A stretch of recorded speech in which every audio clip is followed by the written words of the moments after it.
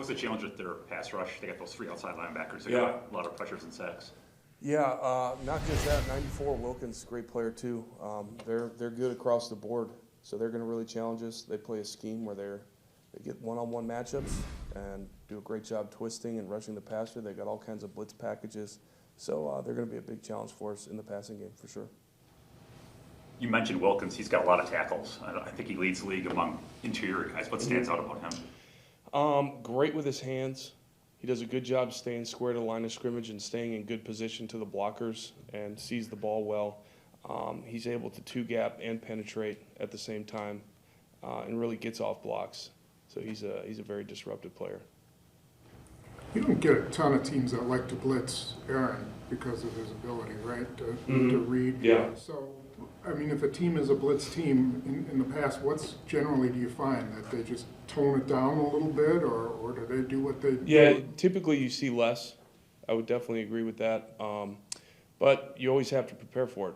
You really do, because it could become that kind of a game, and obviously the importance of picking those blitzes up and doing a great job stopping pressure and making defenses pay when they do that. That's huge. Their defenses, if you look at the numbers, it's pretty mediocre, but at home they're like all world. What have you seen for a difference there? Is there anything you can point to where they're really good there? I haven't really studied home or away. It could just be opponents they play, things like that.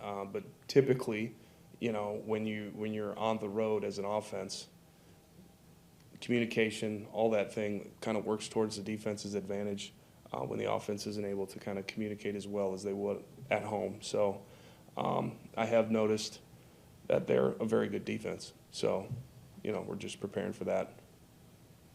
Steno, what's your read on how they like to use Howard most of the time? Do they like to match him against the number one guy? They're having games, where he's done that.